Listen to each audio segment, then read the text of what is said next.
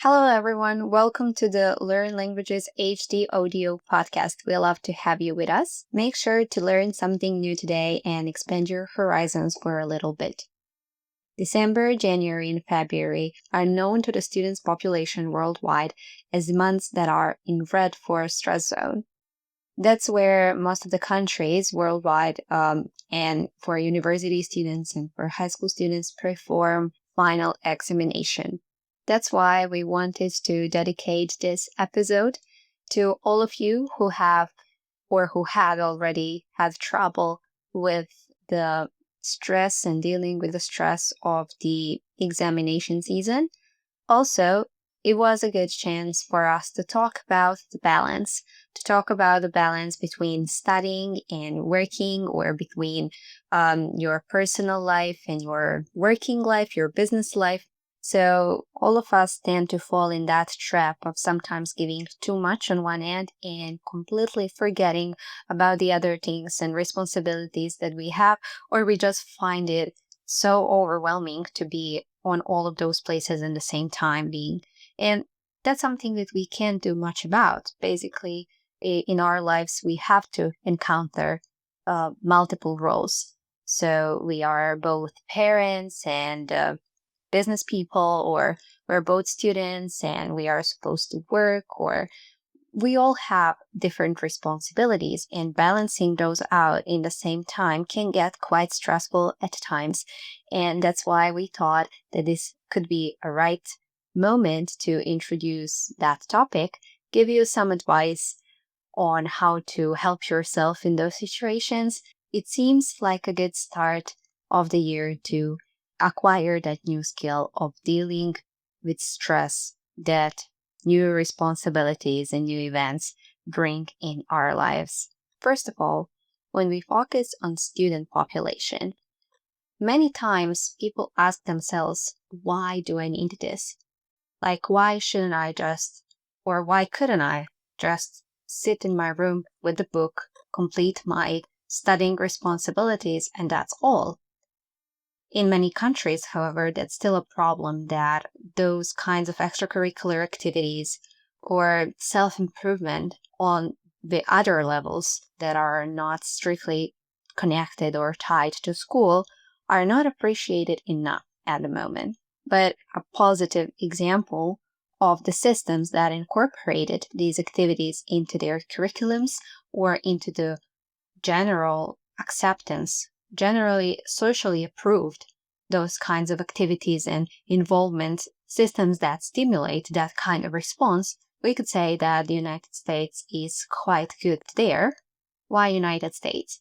For example, if you want to apply to the university in the United States, you have to, aside from your grades and school transcripts and everything else you do in school, like how you behave and etc., you have to present what else you did, how else you stand out, and what makes you different.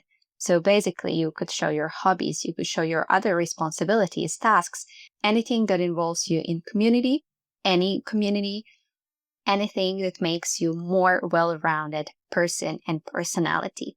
You could also ask at this point, why are the schools interested in that kind of information? Why do I need that? Well, we could simply answer that. So all the things that you do outside of your studies, no matter what degree you are on, so whether you're a college student or a high school student or even elementary school student, everything you do outside of your studies contributes to your overall experience. It enriches you as a person and also makes you better for the other tasks. For example, it will make your even make your critical thinking better, or all those activities would sharpen your other skills, which would certainly contribute to your professional development and to your academic achievements. Another thing important to mention is that not even schools expect you to study 24/7. Although your studying is treated like a full time responsibility, still, they calculate your involvement hours per week to around 30 to 35 hours, which basically leaves a lot of space for other things to be incorporated too. So if you commit yourself to well-defined study times, you would have a lot of time left to enjoy a range of different activities of your choice. I already said that activities that you complete outside of your first responsibilities in life, let's define it that way, really make you grow better as a person, not just professionally, but also when it comes to your general virtues and to you as a person. They make you better human being. They also make you feel happier. So, for example, if you work 9 to 5 or even longer than that, in many countries, it's quite common for people to work way above 9 to 5 daily. Having some hobby, having some sort of occupation to vent out the stress and to clear your mind, having some space to let you breathe would definitely stimulate you, make you more productive, make you more engaged, and generally make you happier. And when you're happier, you're better for everyone around yourself and for any sort of work that you're involved in. For students, one of the motivations, I already mentioned the example of the United States, one of the motivations to participate in your community or generally to engage in a lot of different things could be professional development. For example, if you're aiming to achieve some high scores, if you're aiming for certain scholarships, certain medals, certain championships, competitions, whatever it is, to have some sort of formal recognition of your success, that's one of the very good motivators for the start. But it definitely shouldn't be the only one, because everything you do in your life defines who you are going to be. Every opportunity you take enriches you in numerous ways. And since we already met, I find it appropriate to give some examples from my personal life. When I was elementary school student and also high school student, I was very active. Although it is not so common in my community, we're not stimulated to engage anything other than school formally. So for example, if you submit to the university, if you apply, no one has any chance of looking at you as a person, like what you do, what are your hobbies, what were you involved in. All that matters are your grades. And yeah, it is what it is. We can change that at the moment. But still, recently, schools, when I say recently, I really mean a couple, maybe like last decade or maybe last 5 years, schools slowly started to encourage these kinds of activities to students, especially to gifted students. Schools started to encourage their students to involve and to participate. Because from that educational point of view, it's very beneficial to the person and to your overall personal, emotional development. Also, social development counts. So, over the range of my whole studies, I was involved in different set of activities. So, I was always in a choir. I was always a performer. I was always a dancer. I used to write. I used to volunteer. And it wasn't before before I joined certain clubs, I didn't realize how much actually I loved volunteering. Like I would never think of it in a younger age. And what I found there is not only that I felt very satisfied while doing it, that I felt happy. It's that I made so many connections. I made so many friends that are not from my high school, that are not from my class, that are not from my neighborhood. I got to meet a lot of different people. I got to meet people from all over the globe. Also, I got to learn a lot of skills. As an volunteer in an NGO, I learned how to run projects. I learned how to create content, visual content. Like it was the first time to be presented with a certain software for producing different visual content. And I loved it. And later on in my career, even though it wasn't so long ago, I had many chances to use those skills and to use that program, and I got to use it better with time. But it wasn't before I was given the responsibility. So my mentors in the organization found it appropriate to give to me as a 16-year-old at the time to completely create by myself all of the materials for a campaign. So all that organization deals with public health.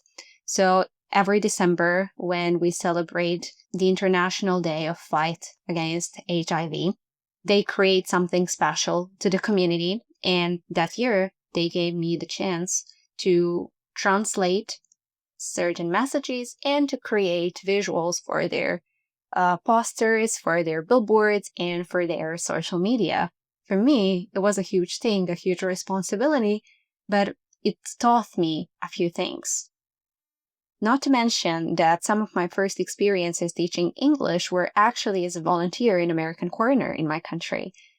There, I got those first moments when I was standing in front of a class. It was an extracurricular activity for students. So for the low-income families who cannot afford certain paid recreational activities or extra educational activities to their kids, they could bring them to the American Corner, where us volunteers would be teaching them for free. I got to meet some great children. I got to inspire them, and I got to share what I know with them. And it was not only rewarding, but it also taught me a handful of skills, professional as well as social. In my grade 3 of high school, I got an opportunity to apply for a scholarship to the Yale University summer program in the United States. And I got to hear about it from my advisor in the American Corner where I was volunteer at the time. I applied, and one of the things that I still believe that got me there and that earned me that scholarship, aside from my grades, was the fact that I was actually a very active volunteer and that I was a very active participator in their community. So the admissions team believed that if I could come there, if I could meet new people, learn some new things, I could happily share it with my community and spread it as widely as possible, which was actually the truth. Not only that I was able to meet top professors at that university or to see some extraordinary facilities and enjoy the spirit of the campus and of the local students. And it wasn't only that I got to learn so much about science, which is basically my major and my first passion, I also got to meet people from everywhere around the world. In that period, my roommate was from Africa, from Senegal, and I'm all the way in Europe. And that's where I made one of the lifetime friendships. It was just one of the benefits that I got from engaging in my community and into different activities. I also got to learn responsibility, taking risks, organizing time, and I also got to learn courage and independence at a very young age. And I believe that it really helped my career and it helped me get where I am at the moment. And I hope that if I keep going that way, it's gonna also help me fly higher. At the moment, I'm a student and I'm also working as a freelancer. And I believe that I'm already making a lot of use of skills that I acquired previously and that I mentioned. And that's why I thought that my personal story would be interesting and stimulating to you to see that everything can be somehow balanced out if we try and if we keep learning, growing, and keep fighting and trying. So in today's lesson, we prepared some of the general advice that could help you deal with stressful situations and help you manage your time better so that you can enjoy all the perks that active involvement in life can bring you. And a small explanation, a small note that I haven't mentioned before, but I find it to be very important. It doesn't have to be involving in activity. It doesn't have to be that you do something somewhere and something incredible. It can be something that you do just for yourself. So if you like reading, I'm here to tell you that you don't have to say, okay, now I'm working, now I'm studying, now I have exams, I don't have time for that.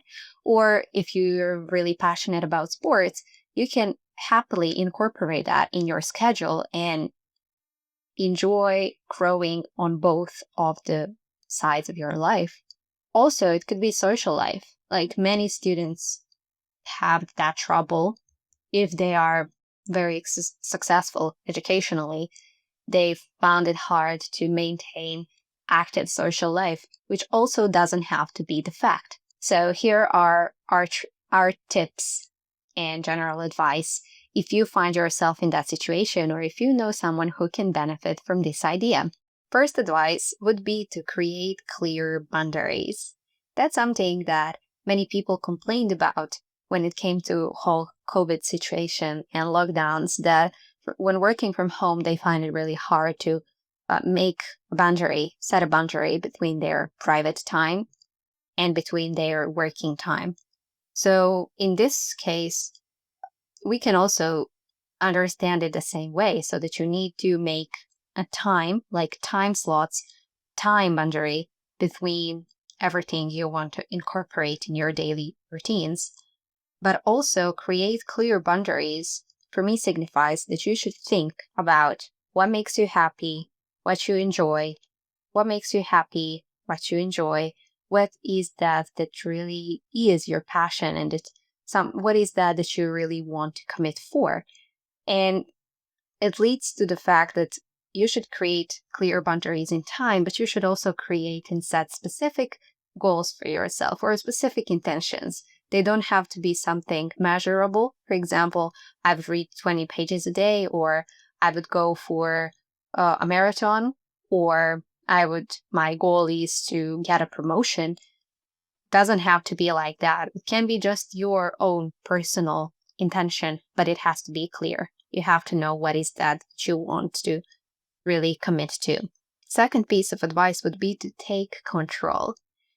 Especially in these stressful situations, we feel like we're out of control of our time, of our life, that we're just like puppets on the strings, and definitely someone else is pulling the strings. That's not the truth. That's something that I have to tell you.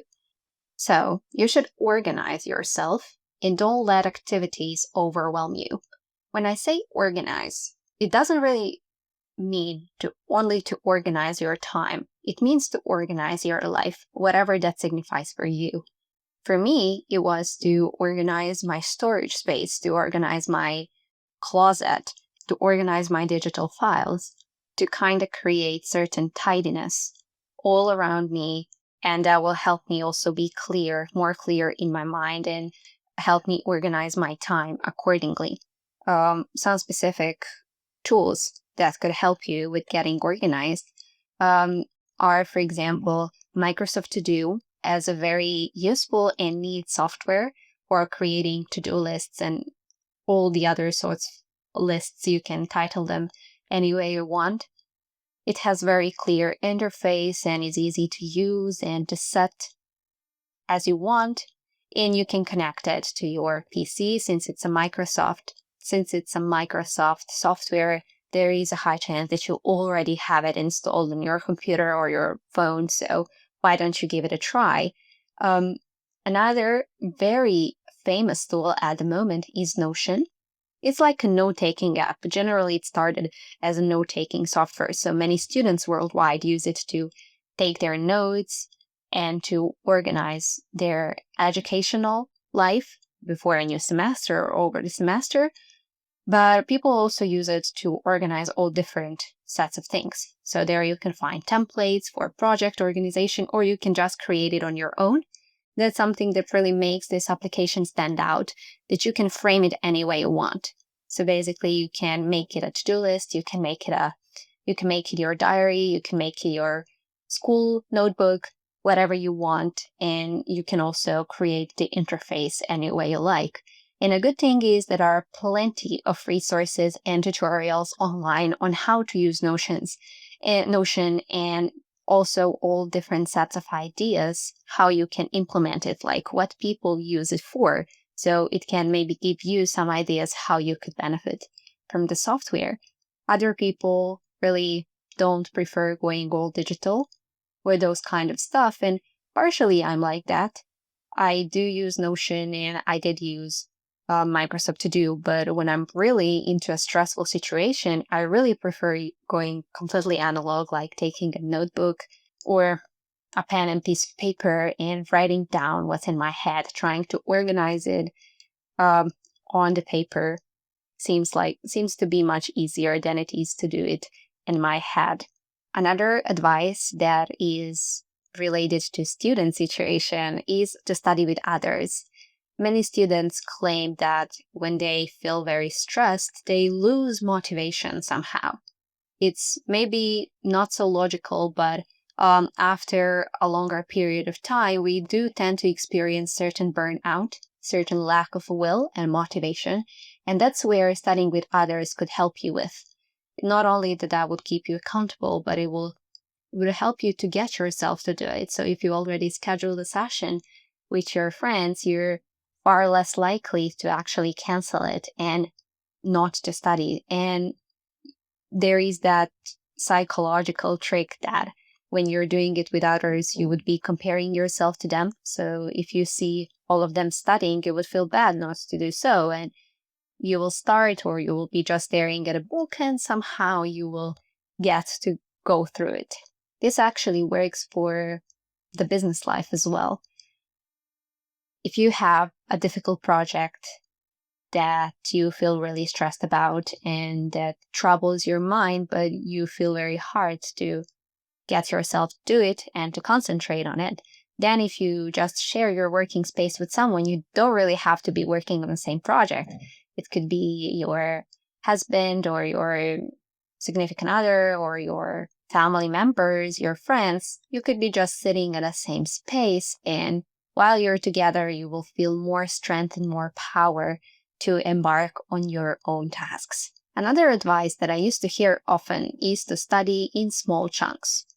For example, to use Pomodoro technique, which actually is a studying technique or working technique in general, where you do 20, I think it was 25 actually, 25 minutes of concentrated work, and then you give yourself 5-minute breaks, and then you continue with another 25-minute session. And I think you then complete 4 25-minute sessions, and then you take half an hour break or something like that. I really forgot since I haven't used that method in a while, but many people benefit from it. And there are many timers, like just intended for that technique, Pomodoro timers, applications for that. If you have troubles motivating yourself to start, you could definitely make use of it. But another thing that I found in a YouTube video, and it really works for me better than studying in small chunks, is a technique with study blocks. So I was watching it on a YouTube channel of a medical student, and he says that he actually divides his work into 2 4-hour sessions. And why he does it that way? Because if you sit for a longer time in uninterrupted environment, if you do uninterrupted and continuous work, you're far more likely to get into the zone and you will probably give out better results. This technique is really all about minimizing distractions and staying there for a longer period of time, which I found to be very useful, especially for university students, since the tasks you got to do are probably larger than for the other students. And maybe for the business world, Pomodoro technique would work better. It really depends on what you do, actually. But the whole idea behind it is that you don't have to get yourself to do something multiple times a day. Using this technique, you would have to make that effort to start only 2 times. You study 4 hours and then you give yourself 1 hour, 2-hour break, and then you do another session for 4 hours. So you ultimately use less of the willpower. You have to waste less of the willpower to get yourself to do it. And imagine you were just sitting there and trying to study, and whenever your phone beeps, you would be checking it, and then you have to get into the studying or working mode again. So I really love this one. And if you don't want to do it for 4 hours, it could be 2 or 1 hour and a half or 3 hours. doesn't really matter, but it's just that you cut on the time and cut on the breaks, and that you actually cut on the willpower that you have to invest into getting yourself to do something. Whatever it is that you're going through at the moment, whatever you're dealing with, I hope that this episode would inspire you to think what else you can do for yourself. What are the other things in your life that you can incorporate, whether it is a new hobby, new skill, new activities, spending more time with friends, family, spending more time studying, getting a part-time gig, whatever it is. Try to think what else you can do for yourself, and think about what you do, and think about how you do it, how spend your time, and where there is a room for improvement. Because if you improve the way you're spending your time, if you work on that quality, ultimately you will raise the quality of your future and of your well-being. Thank you for being with us. I hope you had a good time, and I really hope to meet you soon again in the next episode. Bye bye.